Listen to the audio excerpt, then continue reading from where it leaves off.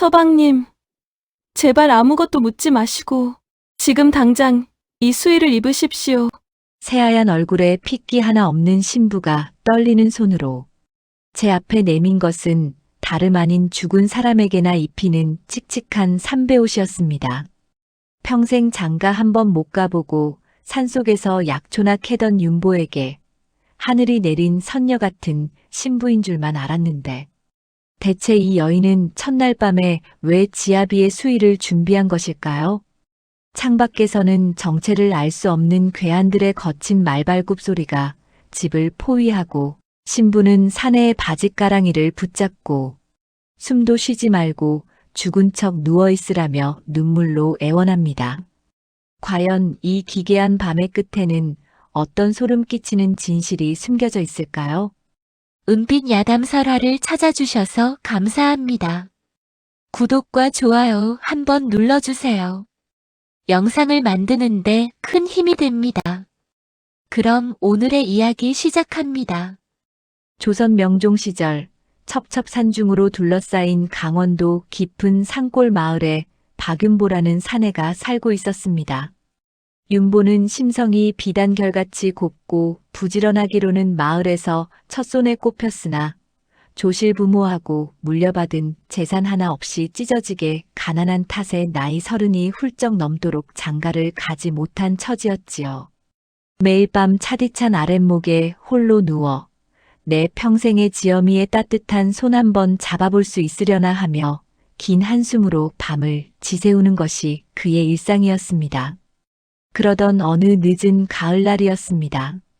동네에서 발이 넓기로 소문난 중매쟁이 혹부리 할멈이 윤보의 찌그러진 살인문을 요란하게 두드리며 찾아왔습니다. 아따 윤보야, 안에 있는가? 내가 오늘 이 팔자를 아예 통째로 뒤바꿔줄 기가 막힌 혼처를 하나 물고 왔네 그려. 마루로 뛰어나온 윤보는 귀를 의심했습니다. 할멈의 말인즉슨 고개 넘어 마을에 사는 몰락한 양반집 교수가 있는데 인물이 어찌나 고운지 선녀가 따로 없고 심성 또한 참하다는 것이었습니다. 게다가 가난한 건 흠이 아니니 그저 밥 굶기지 않고 평생 아껴줄 듬직한 사내면 족하다며 혼인을 청해왔다는 것이 아니겠습니까? 아니, 할멈. 아무리 몰락했다 한들 명색이 양반집 댁 교수인데 뭐 타러 나같이 가진 것 없는 촌부에게 시집을 온단 말이오? 필시 어딘가 큰 병이 있거나 하자가 있는 것은 아니오. 윤보는 미심쩍어 물었으나 혹부리 할멈은 손사래를 치며 호언장담을 했습니다. 가세가 기울어 빚쟁이들에게 시달리다 못해 도망치듯 시집을 오는 것이니 아무 걱정 말라는 것이었죠. 오랜 외로움에 지쳐있던 윤보는 마음 한구석에 피어오르는 찜찜함을 애써 억누르며 덜컥 그 혼인을 승낙하고 말았습니다. 하지만 그것이 윤보의 목숨을 올가맬 끔찍한 밤의 시작일 줄은 꿈에도 몰랐습니다. 마침내 기다리고 기다리던 혼례 날이 밝았습니다. 마을 사람들의 축하 속에 신부의 가마가 마당으로 들어섰고 윤보의 심장은 터질 듯이 뛰었습니다.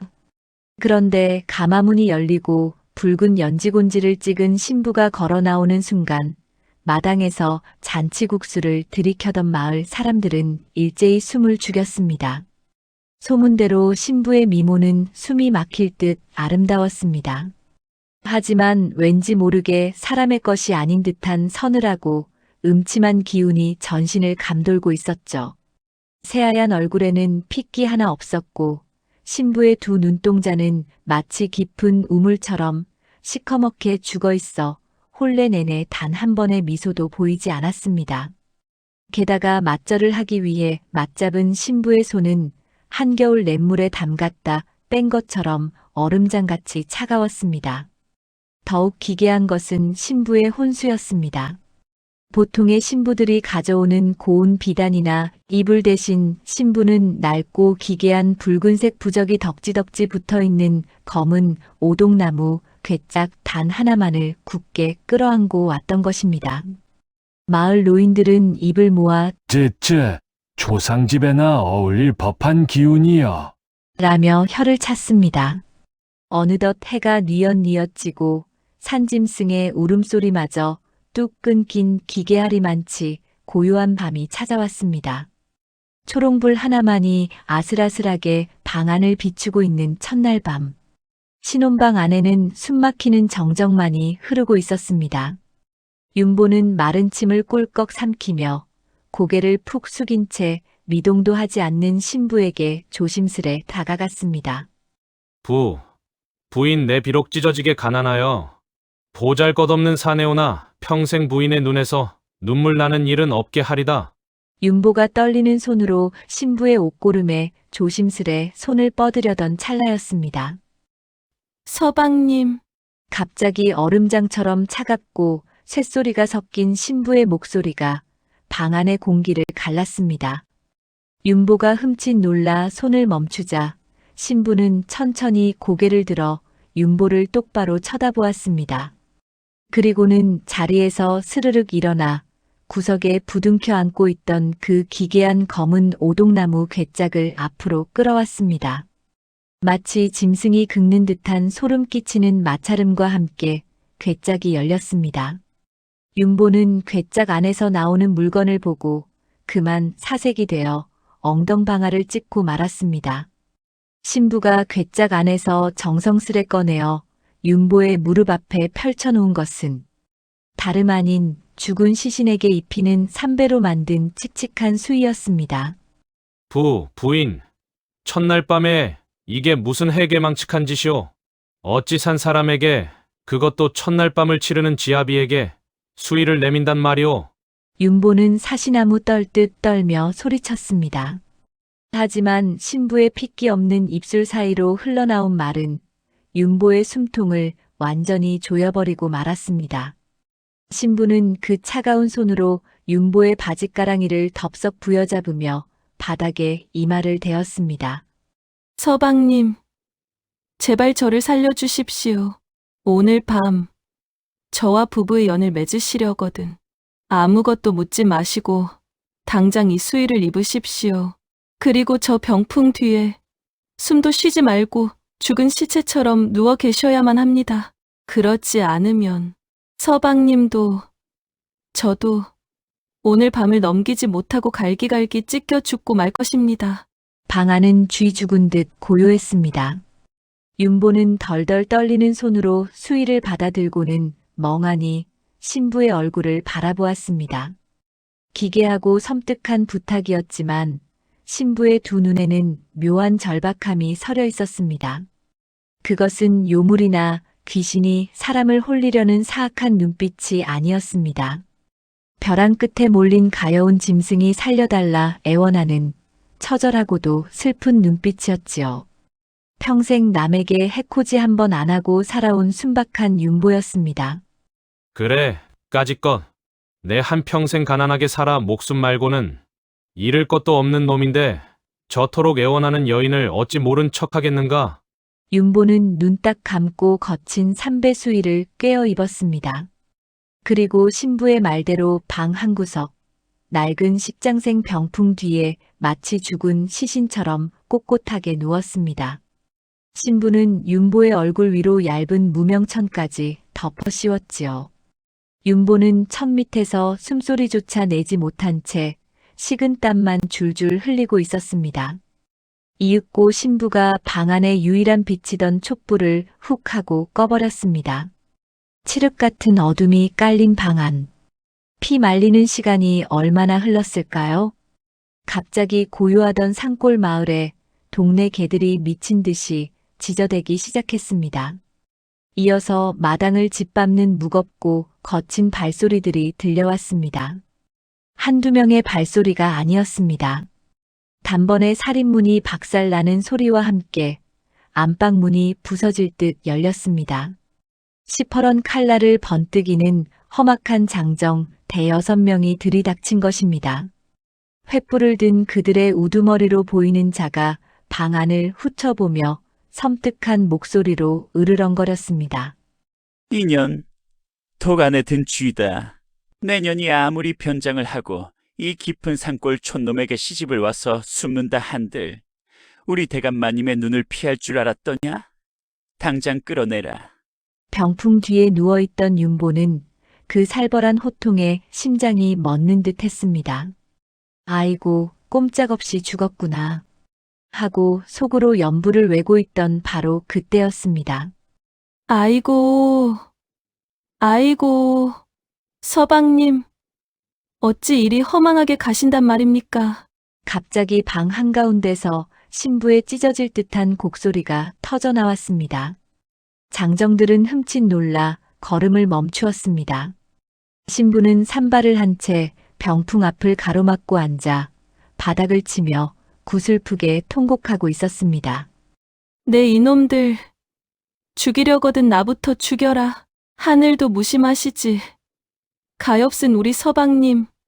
장가 한 번 못 가고 평생 고생만 하다가 나 같은 년 만나 첫날 밤 한 번 치러보지 못하고 이름 모를 급사를 맞아 피를 토하고 죽다니.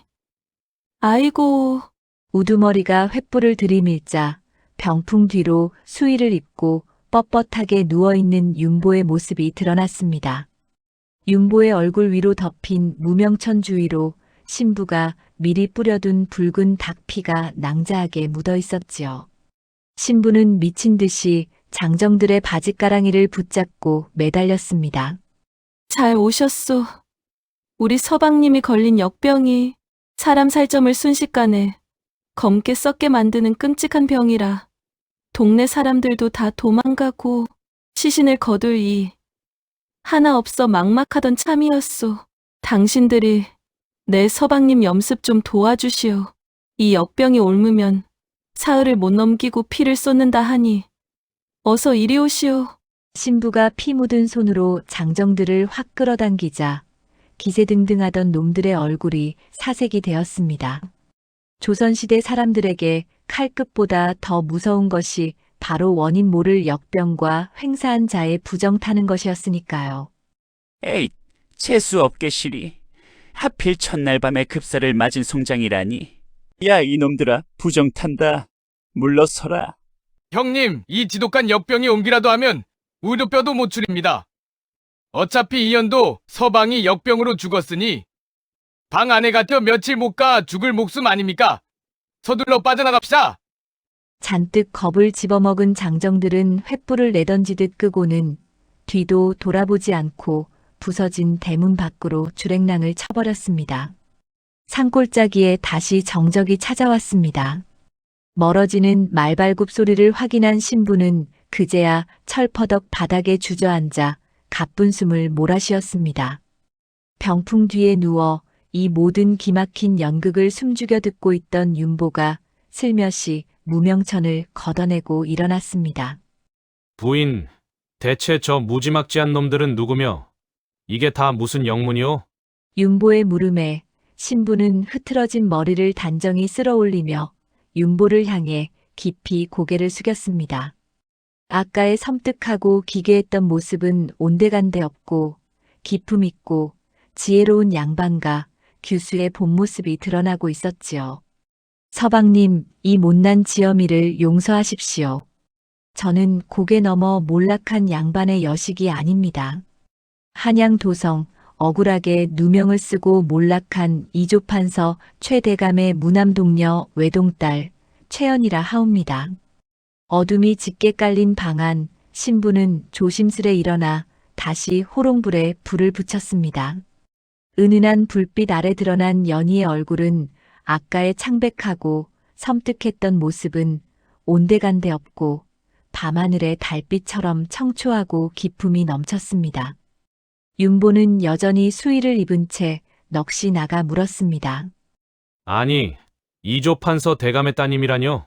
그 높으신 분의 귀한 여식께서 어찌하여 이런 첩첩산중까지 숨어들어 저 같은 까막눈이 촌부와 혼례를 올렸단 말씀이오? 게다가 방금 들이닥친 저 무지막지한 놈들은 도대체 누구요? 연희는 치맛자락을 여미고 윤보 앞에 단정히 무릎을 꿇었습니다. 그녀의 맑은 눈동자에 맺혀있던 눈물이 마침내 뺨을 타고 흘러내렸습니다.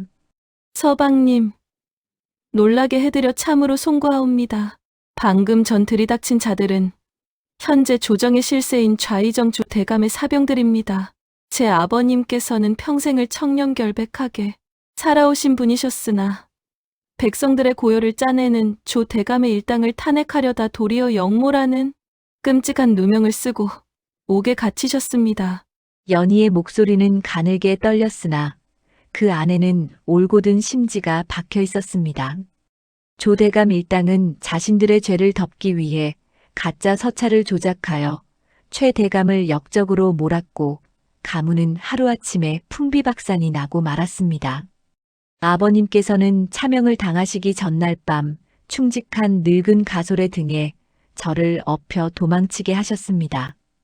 그녀의 사연을 듣는 윤보의 두 주먹이 부르르 떨렸습니다. 뼈가 부서지고 피가 튀는 끔찍한 고문 이야기 없이도 권력자의 탐욕에 희생된 충신의 억울함이 윤보의 착한 심금을 거세게 울린 것입니다. 평생 낯질하고 지게만 질 줄 알았던 순박한 윤보였지만 불의를 참지 못하는 대쪽 같은 성미를 가진 사내였지요.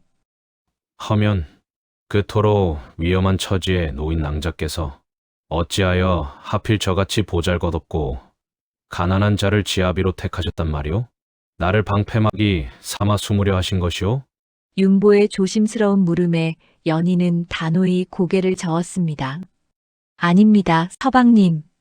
제가 서방님을 택한 것은 결코 우연도 잠시 숨기 위함도 아닙니다.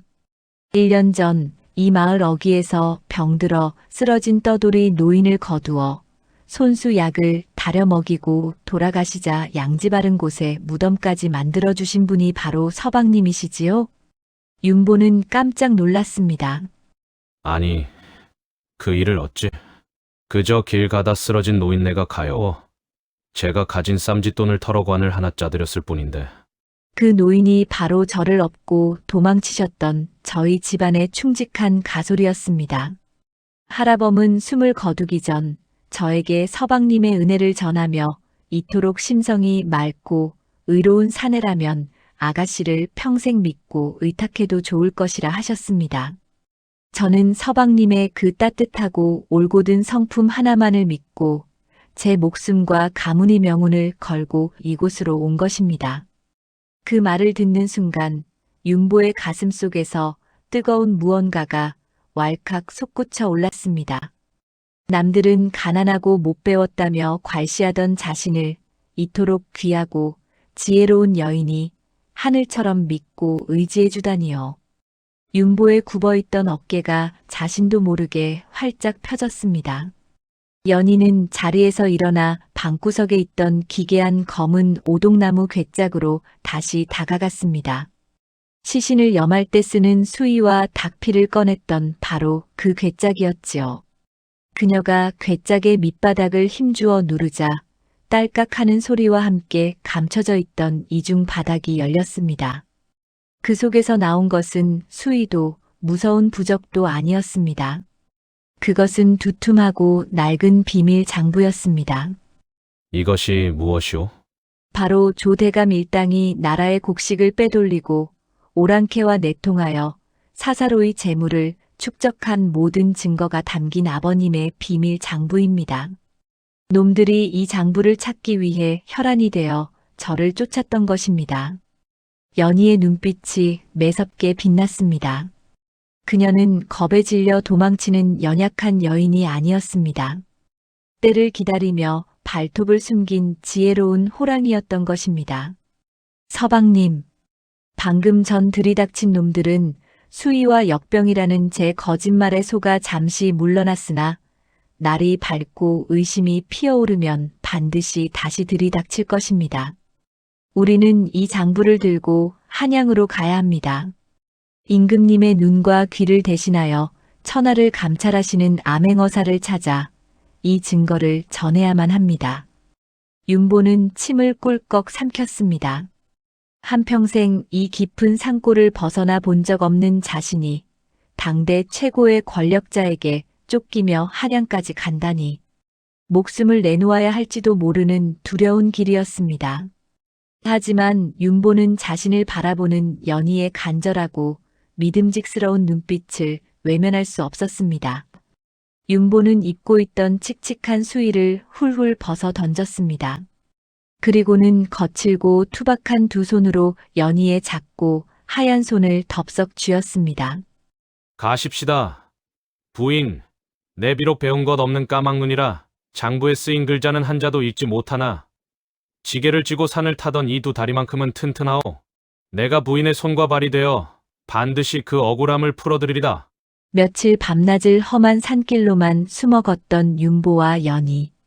두 사람의 집시는 다해져 너덜거렸고 숯검정을 칠한 연희의 얼굴은 영락없는 떠돌이 고아 소년의 행색이었습니다. 하지만 연희의 맑은 눈빛만큼은 밤하늘의 북극성처럼 또렷하게 빛나고 있었지요. 마침내 산을 다 내려와 한양으로 통하는 가장 큰 길목인 세제관문 근처에 다다랐을 때입니다. 숲속에 몸을 숨기고 관문 쪽을 내려다보던 윤보의 입에서 억눌린 탄식이 새어나왔습니다. 아이고 부인, 저기 좀 보시오. 놈들이 아예 관문을 통째로 틀어막고 개미 새끼 한 마리 지나가지 못하게 검문을 하고 있소이다. 과연 윤보의 말대로였습니다. 관문 앞에는 험악한 인상의 사병들과 포졸들이 진을 치고 있었고 지나가는 보찜 장수나 백성들의 짐을 사정없이 파헤치며 난동을 부리고 있었습니다. 방이 하나 붙어 있었는데 조대감 댁에서 귀한 물건을 훔쳐 달아난 흉악한 남녀도적 때를 잡는다는 어처구니 없는 방이었습니다. 특히 윤보가 등에 짊어진 검은 오동나무 괴짝은 너무도 눈에 띄어 저대로 관문 앞에 나섰다가는 단박에 목이 달아날 판이었지요. 이대로는 무리입니다. 서방님, 일단 날이 저물 때까지 다른 길을 찾아보아야겠습니다. 두 사람이 조심스레 몸을 돌려 깊은 숲길로 다시 접어들려던 찰나였습니다. 근처 후미진 비탈길에서 무언가 무너지는 소리와 함께 노인의 다급한 신음이 들려왔습니다. 놀란 윤보가 재빨리 소리나는 곳으로 달려가 보니 백발이 성성한 늙은 소금장수 하나가 진흙탕에 빠진 수레를 빼내려다 수레 밑에 깔려 옴짝달싹 못하고 있는 것이 아니겠습니까? 평생 남 돕는 일에는 물불을 가리지 않던 윤보였습니다. 놈들에게 들킬지도 모른다는 두려움도 잊은 채 윤보는 단숨에 비탈길로 뛰어내려갔습니다. 어르신, 조금만 버티시오. 윤보는 평생 지게질로 단련된 우람한 팔뚝으로 소금 가마니가 잔뜩 실린 수레를 번쩍 들어 올렸습니다. 연희도 재빨리 달려들어 흙투성이가 된 노인을 수레 밑에서 무사히 끌어냈지요. 아이고, 고맙소. 참으로 고마워.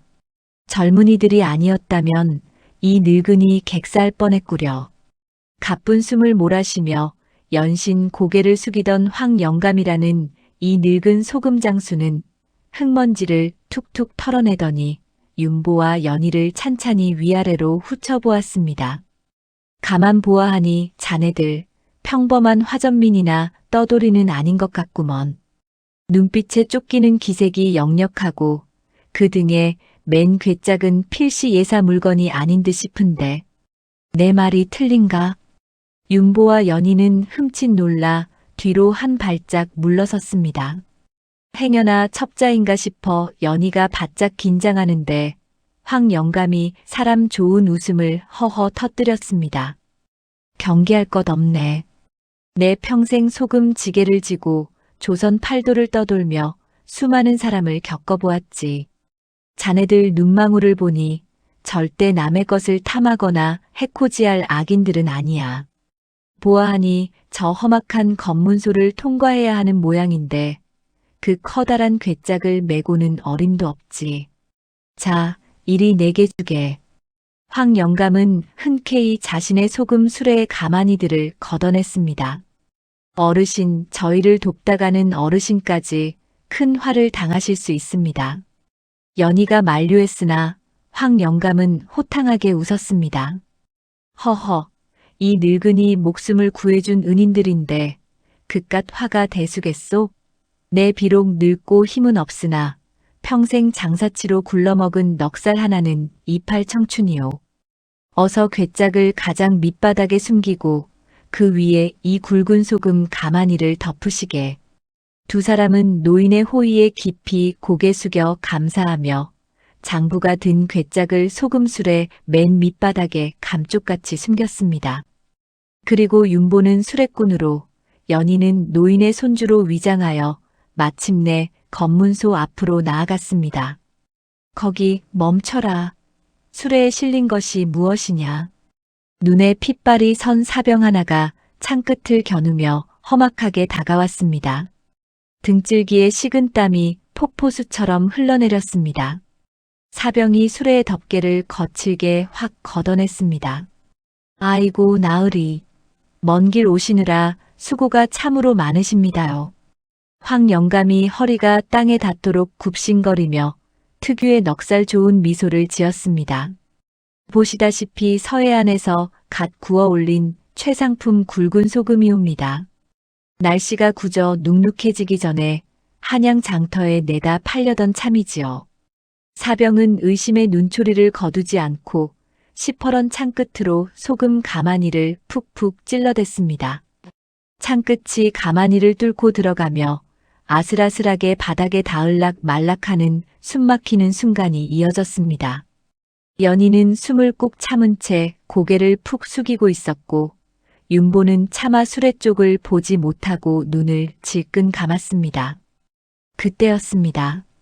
황 영감이 품속에서 은전 두 닙과 작고 고운 비단 주머니 하나를 슬며시 꺼내어 사병의 손에 쥐어주었습니다. 나으리, 밤낮으로 도적 떼잡느라 고생이 많으신데 이것은 제 작은 성의이옵니다. 요 비단 주머니 안에는 고관 대작들만 자시는 귀한 자주겸이 들어있으니 술안주 삼아 한번 드셔보시지요. 뇌물을 받아든 사병의 굳은 표정이 그제야 슬그머니 풀어졌습니다. 창으로 찌르던 손을 멈춘 그는 주위를 힐끗 살피더니 은전을 재빨리 소매에 찔러 넣었습니다. 그래. 나라의 근간이 되는 소금을 상하게 할 순 없지. 영감탱이 눈치는 빠르구먼. 어서 수레를 끌고 지나가거라. 다음 놈 앞으로 튀어나와. 사병의 불호령과 함께 굳게 닫혀있던 목책이 스르륵 열렸습니다. 아이고 감사합니다 나으리. 수고하십시오. 윤보는 바짝 마른 입술을 축이며 삐걱거리는 소금 수레를 끌고 당당히 관문을 통과했습니다. 뒤통수에 꽂히는 수십 명의 서늘한 시선을 뒤로한 채 두 사람은 황 영감의 지혜와 기지 덕분에 호랑이 아가리 속 같은 검문소를 무사히 빠져나온 것입니다. 검문소에서 멀찍이 떨어져 한숨을 돌린 후 윤보와 연희는 황 영감 앞에 큰 절을 올렸습니다. 어르신의 은혜, 백골이 난망이옵니다. 허허, 은혜는 내가 먼저 입지 않았소. 뿌린 대로 거둔다는 옛말이 하나 틀린 것 없지. 착하게 살면 일이 다 복으로 돌아오는 법이라오. 자, 이 길로 곧장 가면 드디어 한양 도성일세. 부디 억울한 사연을 잘 풀고 평안히들 사시게나. 황 영감은 따뜻한 미소와 함께 손을 흔들며 다른 길로 멀어져 갔습니다. 한양 남대문을 통과한 윤보와 연희의 눈앞에 펼쳐진 풍경은 그야말로 별천지였습니다. 산골짜기 오두막만 보고 살던 윤보에게 수많은 인파와 기와집들은 입이 떡 벌어지는 광경이었지요. 하지만 연희는 한시도 긴장을 늦추지 않았습니다. 서방님, 넋을 놓고 계시면 안 됩니다. 저기 포교들이 지나갑니다. 고개를 숙이고 제 뒤를 따르십시오. 연희의 말대로 길목마다 포교들이 지나가는 사람들의 얼굴을 일일이 대조하며 살피고 있었습니다. 두 사람은 우선 인파가 붐비는 피막골 주막 뒤편으로 몸을 숨겼습니다. 부인, 이제 어찌해야 하오? 이 넓은 한양 땅에서 암행어사 나리를 어디 가서 찾는단 말이오? 관하로 무턱대고 찾아갔다간 조대감 놈들에게 먼저 잡혀 죽을 텐데 말이오. 윤보의 걱정 섞인 물음에 연희는 품속에서 작은 비단 주머니 하나를 꺼냈습니다. 그것은 아버지가 돌아가시기 전 만약의 사태를 대비해 일러주셨던 비밀의 표식이었지요. 서방님, 아버님께서 평소 신뢰하시던 분 중에 암행어사 박문수 나리와 막역한 사이인 이선비라는 분이 계십니다. 그분은 지금 한양에서 가장 번화한 운종가 뒷골목, 이름 없는 책방을 운영하며 몸을 낮추고 계시지요. 우리가 그곳으로 가야 합니다. 하지만 문제는 그곳까지 가는 길이었습니다. 조대감의 사택이 바로 그 근처였기에 감시가 무척이나 삼엄했지요.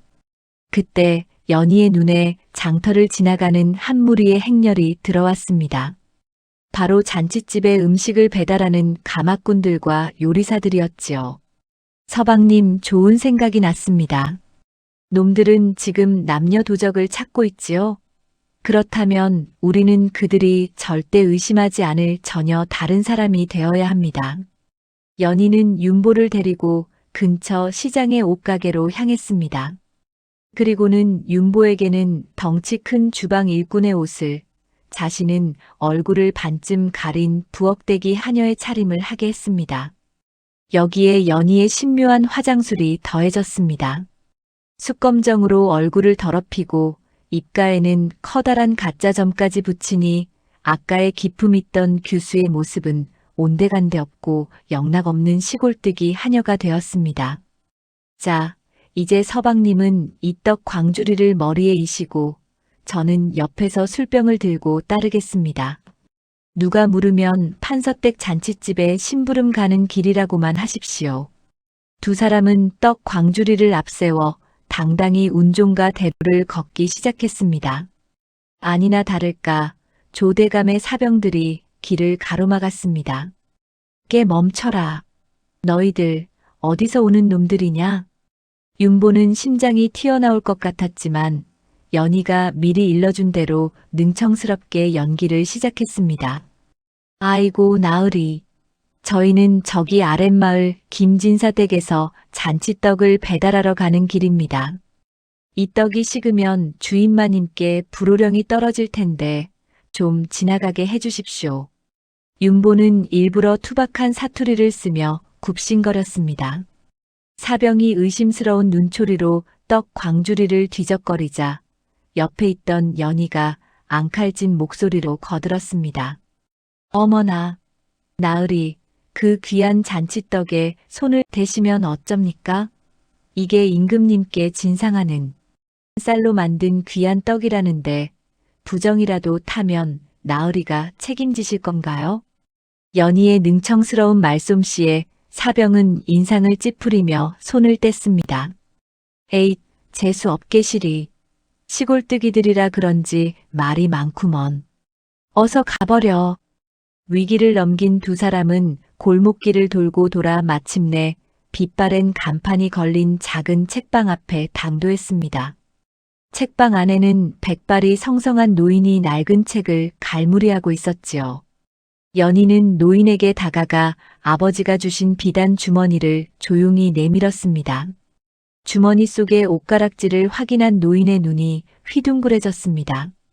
노인은 급히 주위를 살피더니 두 사람을 책방 안쪽 비밀의 방으로 안내했습니다. 그곳은 밖에서는 전혀 보이지 않는 온갖 서책으로 둘러싸인 은밀한 공간이었습니다. 살아있었구먼. 네, 자네 아버님 소식을 듣고 매일 밤 눈물로 지새웠네. 조대감 그 천인공노할 놈들이 자네까지 죽이려 혈안이 되어 있다는 소문을 들었네만 어찌 여기까지 무사히 왔는가. 연희는 그제야 긴장이 풀린 듯 윤보의 손을 꼭 잡으며 자초지종을 설명했습니다.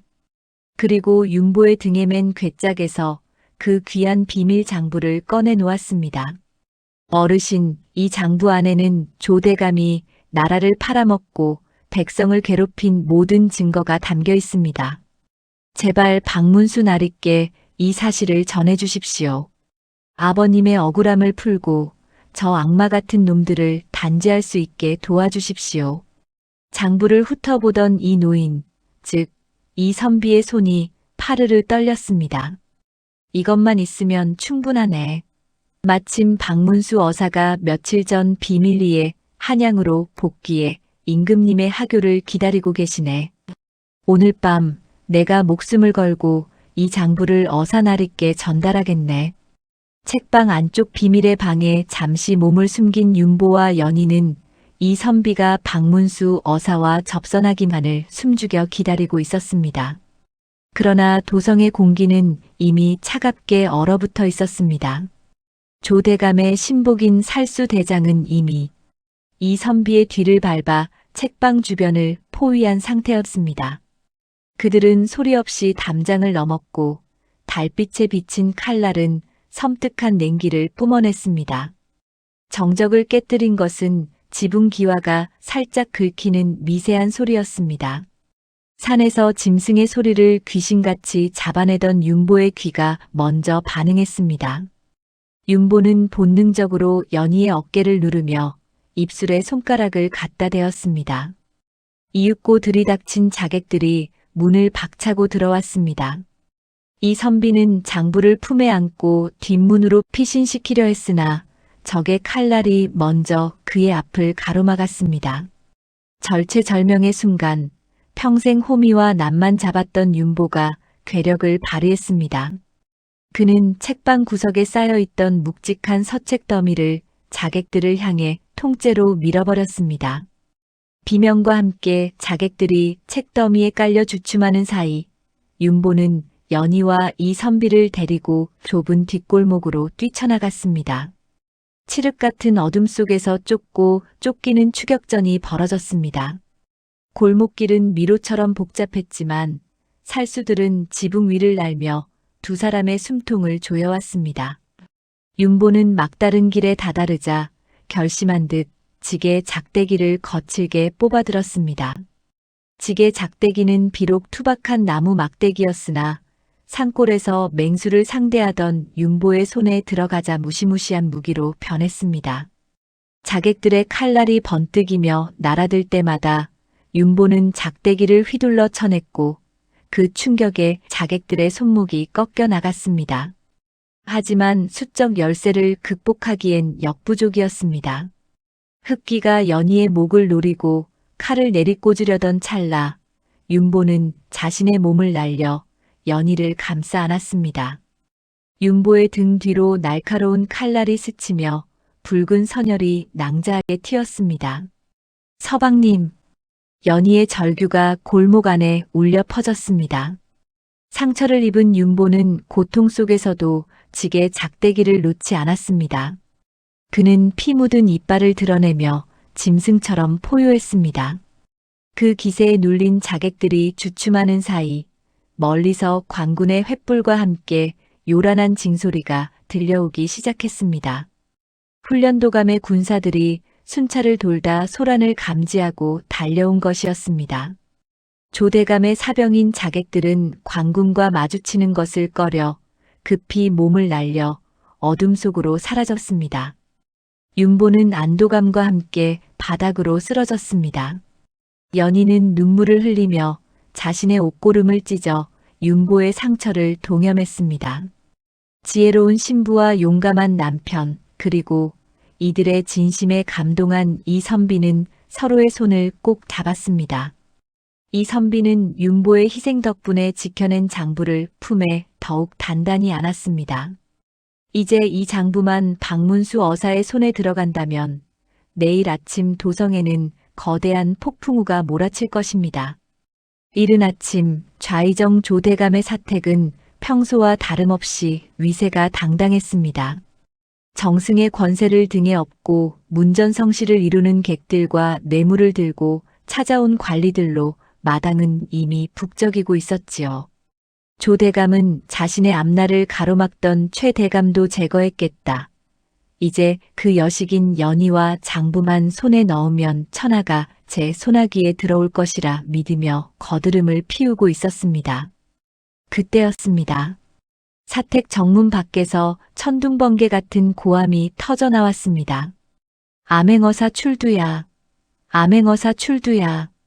마당에 있던 수십 명의 하인과 관리들이 얼어붙었습니다. 역졸들이 번개처럼 담장을 넘고 대문을 박차며 들이닥쳤고 그 중앙에 푸른 관복을 입고 마패를 번쩍 치켜든 암행어사 박문수가 서 있었습니다. 그의 뒤에는 어젯밤 목숨을 걸고 장부를 전달했던 이선비와 부축을 받으며 나타난 윤보와 연희가 서 있었지요. 조대감은 당황한 기색을 숨기며 호통을 쳤습니다. 어허, 박어사. 감히 여기가 어디라고 이리 무례하게 구는가. 암행어사의 권한이라 해도 일국의 정승 집안을 함부로 수색할 수는 없는 법이네. 그러나 박문수 어사의 입가에는 서늘한 미소가 걸렸습니다. 그는 품 안에서 최 대감이 남기고 윤보와 연희가 지켜낸 그 비밀 장부를 꺼내 들었습니다. 조대감, 그대의 죄는 이미 하늘에 닿았네. 오랑캐와 내통하여 국경을 위태롭게 하고 백성들의 고열을 짜내어 사사로이 창고를 채운 증거가 이 장부에 낱낱이 기록되어 있네. 뿐만 아니라 충신 최 대감을 영모로 몰아 죽이려 한 가짜 서찰의 초안까지 이 집 비밀 창고에서 방금 발견되었네. 장부의 내용을 읊어내려가는 박문수의 목소리는 노도와 같았습니다. 조대감의 안색은 순식간에 흑빛으로 변했습니다. 절대 누구도 찾지 못할 것이라 믿었던 그 장부가 자신이 그토록 무시했던 산골 촌놈과 가녀린 계집의 손에 들려 돌아올 줄은 꿈에도 몰랐던 것이지요. 박문수 어사의 추상 같은 명령이 떨어졌습니다. 여봐라. 저 탐관 우리 조대감과 그 수하들을 당장 포박하라. 또한 억울하게 옥에 갇힌 최 대감을 즉시 석방하고 가문의 명예를 회복시키라는 주상 전하의 명이 계셨다. 포졸들이 달려들어 조 대감과 자객들을 거칠게 포박했습니다.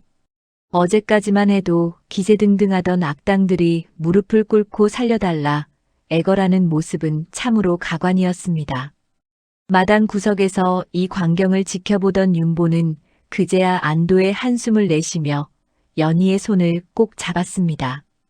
연희는 석방되어 사택 마당으로 걸어 나오는 아버지 최 대감을 발견하고는 달려가 품에 안겼습니다. 죽은 줄만 알았던 딸과 눈물의 재회를 한 최 대감은 딸을 구하고 가문을 살린 1등 공신이 다름 아닌 평범한 시골 촌부 윤보라는 사실을 듣고는 깊은 감동에 젖었습니다. 박서방, 자네가 아니었다면 내 딸도 우리 가문도 이 나라도 어찌 되었을지 모르네. 자네야말로 진정한 선비이며 의인일세. 한양의 대궐 같은 집 마당에서 높은 대감의 칭송을 받는 윤보의 가슴은 벅차올랐습니다. 수의를 입고 죽은 척 숨어있던 그 무서웠던 첫날 밤의 기억은 이제 한 조각 꿈처럼 멀어지고 정의가 승리하는 통쾌한 현실이 눈앞에 펼쳐져 있었습니다. 조대감의 몰락과 함께 최 대감의 가문은 예전의 명예를 되찾았습니다.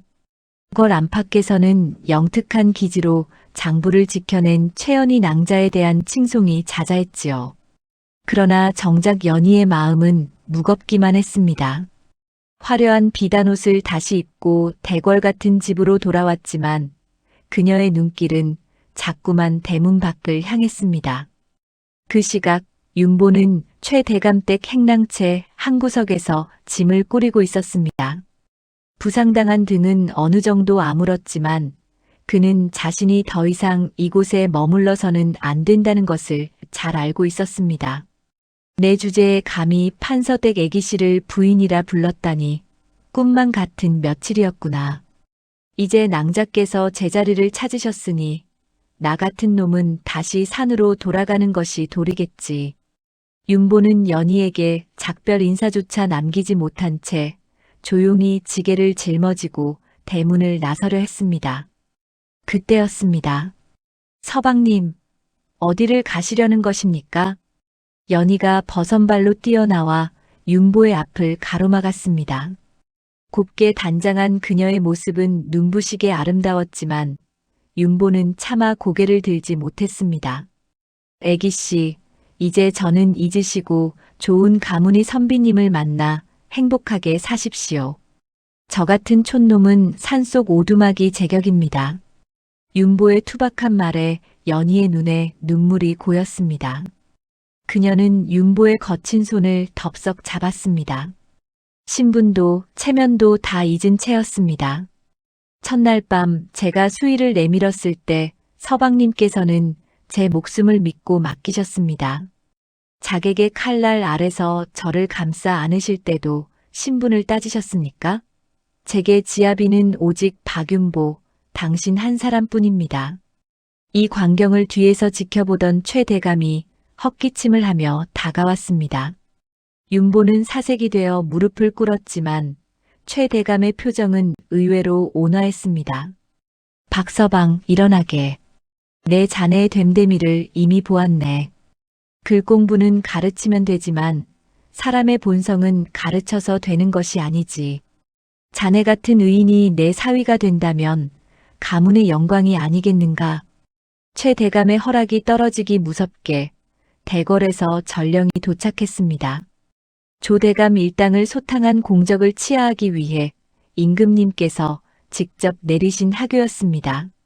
산골 백성 박윤보는 위기에 처한 충신을 구하고 국경을 어지럽히는 역당의 증거를 지켜냈으니 그 공이 실로 지대하다. 이에 박윤보에게 효행과 의로움을 기리는 관직을 하사하고 최연희와의 혼인을 정식으로 윤허하노라. 임금님께서도 이 기묘하고 아름다운 인연을 전해 들으시고는 직접 신분의 장벽을 허물어 주신 것입니다. 윤보는 어안이 벙벙하여 멍하니 서 있었고 연희는 환하게 웃으며 윤보의 소매를 꼭 쥐었습니다. 한양 도성이 떠들썩하게 혼례 준비로 들썩였습니다. 임금님께서 직접 하사하신 혼례복을 차려입은 윤보의 모습은 예전의 초라한 약초꾼이 아니었습니다. 듬직한 어깨와 정직한 눈매는 비단 옷보다 더 빛이 났지요. 연희 역시 눈부신 화롯을 입고 꽃가마에 올랐습니다. 하지만 두 사람은 화려한 한양 생활을 정중히 사양했습니다. 최 대감의 만류에도 불구하고 윤보와 연희는 자신들이 처음 만났던 그 깊은 강원도 산골 마을로 돌아가기로 했습니다. 그곳엔 자신들을 도와주었던 선량한 이웃들과 두 사람의 인연이 시작된 소중한 추억이 깃들어 있었기 때문입니다. 마을에 도착한 날, 동네 사람들은 입이 떡 벌어졌습니다. 죽은 줄만 알았던 박서방이 고관대작의 사위가 되어 선녀 같은 부인을 데리고 돌아왔으니 말입니다. 윤보는 마을 잔치를 크게 열었습니다. 그리고 가장 먼저 찾은 사람은 바로 검문소에서 목숨을 구해준 소금장수 황영감이었습니다. 어르신, 그때 그 소금술의 덕분에 저희가 살았습니다. 윤보는 황영감에게 두툼한 은전 주머니와 평생 먹고 살 수 있는 논밭을 선물했습니다. 황영감은 허허 웃으며 소금지게를 내려놓았습니다. 허허, 내가 뭘 했나? 적선지가 필요여경이라 하지 않았소. 자네들의 그 착한 심성이 복을 불러온 것이지. 또한 두 사람을 속여서 혼인시켰던 중매쟁이 혹부리 할멈도 용서했습니다. 비록 거짓말로 시작된 인연이었으나 결과적으로는 천생연분을 맺어준 셈이었으니까요. 할멈은 연신 고개를 숙이며 아이고, 제가 큰 죄를 지을 뻔했는데 이리 은혜로 갚아주시니 몸 둘 바를 모르겠습니다요. 라며 감격의 눈물을 흘렸습니다. 세월이 흘러 윤보와 연희 사이에는 부모를 쏙 빼닮은 영특한 아이들이 태어났습니다. 윤보는 낮에는 약초를 캐고 밤에는 연희에게 글을 배우며 마을 아이들을 위한 작은 서당을 열었습니다. 연희는 아버지가 물려주신 지혜로 마을의 대소사를 돌보며 산속의 여정승이라 불릴 만큼 존경을 받았지요.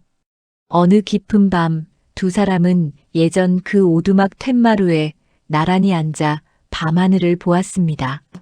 구석에 놓인 낡은 검은 오동나무 괴짝에는 이제 무서운 수에 대신 아이들의 베넷저고리와 따뜻한 무명천이 가득 담겨 있었습니다. 윤보가 연희의 손을 꼭 잡으며 말했습니다.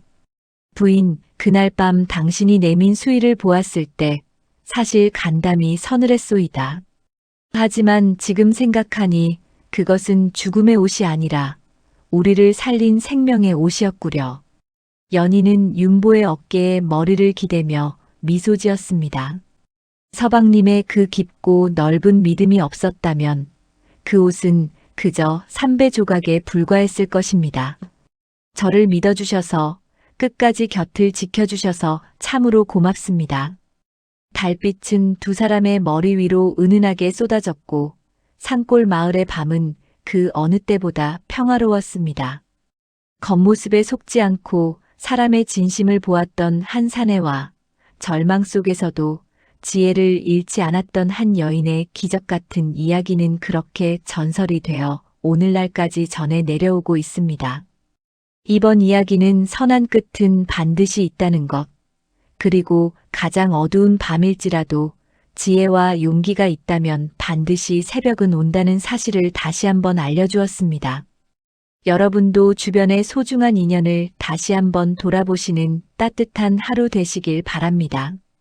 영상이 재미있으셨다면 구독과 좋아요 부탁드리며 더 흥미진진하고 깊은 울림이 있는 이야기로 다시 찾아뵙겠습니다. 은비님들 행복하고 평안한 하루 보내시길 기원합니다.